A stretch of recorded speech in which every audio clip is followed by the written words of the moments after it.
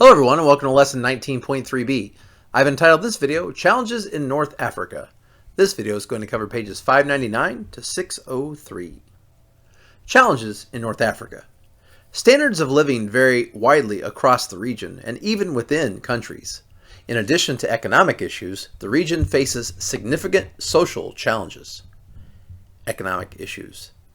When oil was discovered in Libya, Muammar al-Gaddafi, pictured here on the right, the leader of the country, said that a major goal was to provide social benefits to everyone. That did not happen. The income gained from selling oil did not reach most of the country's people. When Gaddafi fell from power in 2011, Libyans hoped that their lives would improve. But progress started slowly. Question 1. How did Gaddafi deceive the people of Libya? Well, he claimed that all this oil that Libya was going to be selling, that money was going to trickle down to the average people. It did not. The wealthy at the top kept most of the profits. Algeria has tried to shift its economy away from the emphasis on the sale of oil and natural gas. The government keeps tight control of businesses, however. As a result, companies from other countries are not willing to invest there. Question 2. Why are companies around the world not willing to invest in Algeria? Because the government keeps such a tight control of the business. It doesn't promote a free market economy. It's got very government-controlled businesses there. And so countries around the world are like, we really don't want to, companies are like, we don't want to really put our money in that part of the world. Morocco's economy is the most diversified. A diversified economy includes a mix of many different economic activities. The people of the country engage in mining, some manufacturing, farming, and tourism. Poverty and unemployment are widespread in Morocco, however. Question number 3. What does the textbook mean when it states that Morocco has a diversified economy? A diversified economy means it's in more than just one thing. For example, if your country only sells oil, that's the only thing it does, it's not very diversified, where Morocco has a lot of ways that it can make its money. Although, for question number 4, what are 2 issues still negatively affecting Morocco? They still have a lot of poverty and unemployment. In recent years, thousands have left the region for Europe. They moved mostly to Spain and France looking for jobs. Morocco, Algeria, and Tunisia have lost the most people. Social issues. High population growth is a major concern in Libya and Egypt. This growth rate contributes to crowding and inadequate health care, as well as poverty. A large share of the population in the region is 14 years old or younger. This is especially true in Egypt and Libya. These countries will have to work hard to develop their economies so that today's young people can find jobs in the future. In February 2012, U.S. Secretary of State Hillary Clinton addressed young people in Tunisia and across the region. She cited the work they did to bring about the massive changes of the Arab Spring. Clinton warned, though, that it would take a long time and hard work to build the country's economy and increase jobs for young people. The U.S. government has pledged money to several countries to help them accomplish these goals. All right, we're now ready for question number, we're on number 5. What is a major concern for both Libya and Egypt? High population growth. And you can really see that all across Africa. Their growth rates in most places are, pretty high. You have a couple here that are 2.5. That's pretty low, but overall, in some of these countries, they have a pretty high growth rate. Question number 6. What 3 negative things are caused by that high growth rate? Well, that can contribute to crowding, inadequate health care, and poverty. Another issue is literacy. Libya has the highest literacy rate in the region.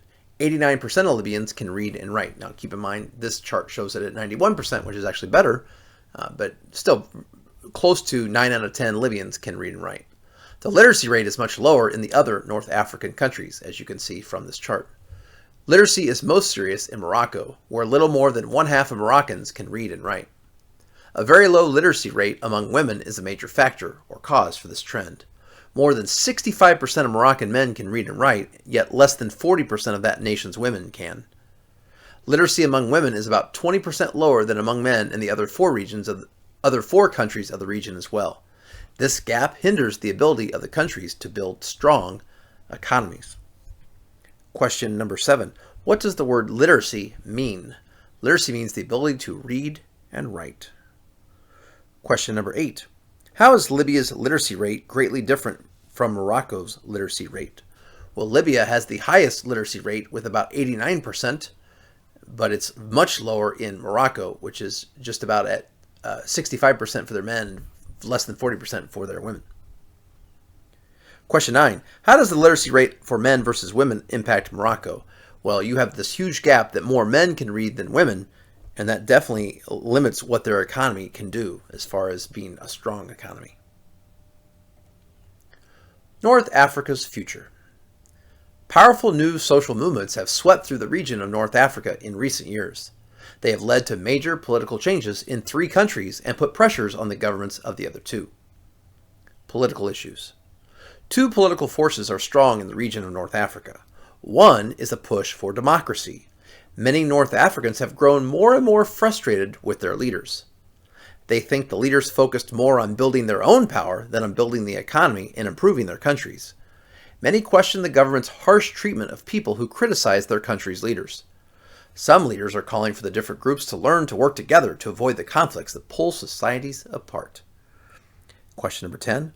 What are some factors pushing many North Africans to want democracy for their country's government?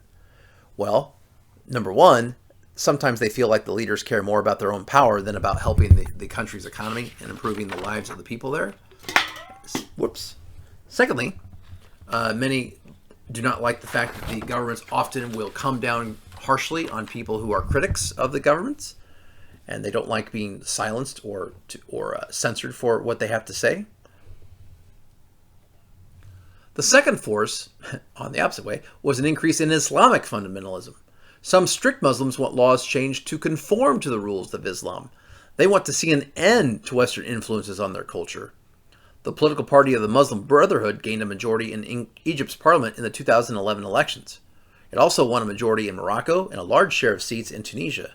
These forces helped bring the Arab Spring of 2010 and 11, and they have left conditions across the region uncertain. Question 11. What drives the Islamic fundamentalists in North Africa for the changes they want to see in their country's government? Well, unlike the previous force, which wanted to see these countries move towards America and Western civilization's democracies, this group of Islamic fundamentalists want to actually go the other way, and they want to base the governments less on democracy and more on being strictly adherent to the Muslim faith, the rules of Islam. So those are 2 opposing forces going in different places, and these are both major forces in North Africa. Egypt began writing a new constitution in 2012. A constitution is a set of rules for a nation and its government. Egypt's new government could give more power to the parliament, the lawmaking body. It is not clear how well this new government will work or what groups will control it, though. Question number 12. What is a constitution? That is a set of rules for a nation and its government. Question 13. What did Egypt begin to do in 2012 in regards to its government? They began writing a new constitution. For nearly 20 years, Algeria has undergone brutal conflict between Islamic groups and the government and its forces. As many as 100,000 people have died in the fighting. As in Morocco, the government was able to keep power after the Arab Spring, but it had to promise to reform the political system. Question number 14. What has Algeria been dealing with for nearly 20 years? Brutal conflict between the government and the forces in it trying to change it. Question number 15. What did both the Algerian and Moroccan governments do to keep power after the Arab Spring? They were able to keep their power, but they had to promise changes, reforms to the political system to keep the people from kicking them out. By 2012, Libya's victorious rebels were working on making a new government. They also faced the need to rebuild much of the country after the civil war. In 2012, leaders in eastern Libya said they wanted self-rule in their part of the country. Although they said they did not wish to divide the country or to keep their area's oil wealth for themselves, the move raised the possibility of continued conflict in Libya. Question number 16. What issues was Libya dealing with in 2012? Well, they were trying to make a new government after the Civil War, and you've got these different groups that have different views on how they want to see the country go. And so it's very hard to get groups of people that don't agree to come together after a civil war to make the region peaceful and prosperous. Islam in the modern world. Many Muslims in the region worry about the impact of Western culture on their lands. They think that Western entertainment conflicts with Islamic values. They also disagree with Western ideas about women's rights. Women in North Africa generally have more rights than those in other Muslim lands. In Tunisia, for instance, they can own businesses and have their own bank accounts. About half of all university students in Tunisia are women. Women may lose some of these rights if extreme Muslim leaders take control of the governments. Question 17. What are two major areas of concern for North African Muslims and the impact of Western culture on their countries? Well, number one, they think that Western entertainment has too many conflicts with their values, Islamic values, and so they don't like the influence of Western entertainment, like music, like art, like movies, on that. And secondly, they don't like the more liberal, open-ended, open-minded policies of women's rights in the Western part of the world. Women have way more rights in the Western world than under Islamic law. And so that is another concern. Question 18. How are women in North Africa treated differently than in other Muslim lands? Well, the women in North Africa actually have more rights in that part of the world than in other parts of the world where the Muslim religion is practiced. Question 19. Why are some North African women worried that extreme Muslim leaders might get political power in their countries? Because if they do, they're most likely going to lose some of those rights. Several million of Egypt's Coptic Christians have grown more worried about their position in recent years as well. Some Muslim extremists have attacked them and bombed churches. Early in 2012, the longtime head of the Coptic Church died. He had led the church for nearly 40 years in relative peace until near the end of his life. His death increased the uncertainty for Copts in that area. Question number 20. Why are some of Egypt's Coptic Christians worried about their situation? Well, because some Muslim extremists are looking to do negative things to them, like attack them, bomb churches, things like that. So they feel like these religious differences are putting their lives in danger. Relations with other nations.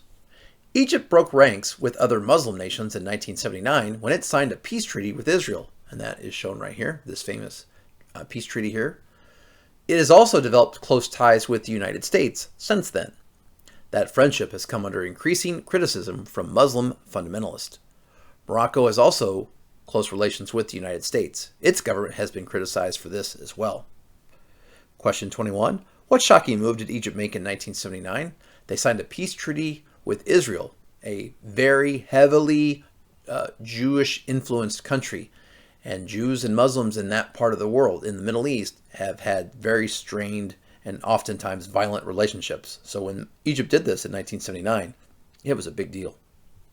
Question 22. Why have Islamic fundamentalists criticized both Egypt and Morocco? Because those two nations have cozied up or have become more friendly with the United States and our Western values. These situations raise more questions about what will happen if Muslim conservatives gain power. Will the new governments reject close ties with the United States? Will they take steps against Israel? The situations in Algeria and Libya are also uncertain. Will new governments there be less willing to sell oil to the United States?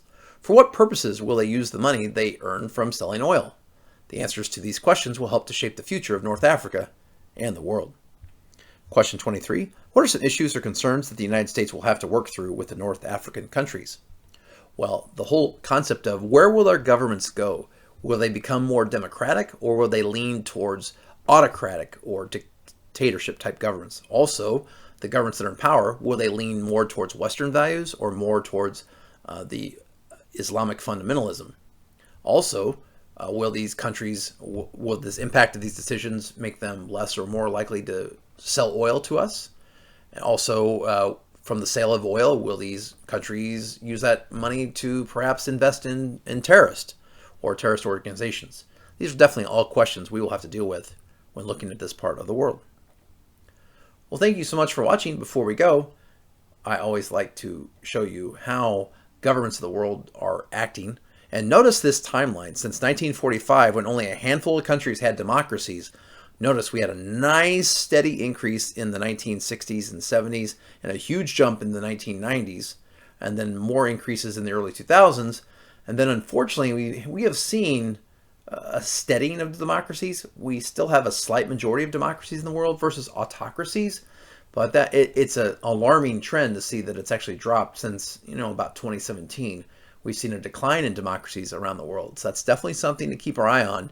We want to see more democracies. We want to see this. I think this is blue line. We want to see this line go up, not down, and we want to see this red line go down, not up. So this is definitely something to be concerned about. Well, thanks again for watching, and have a great day.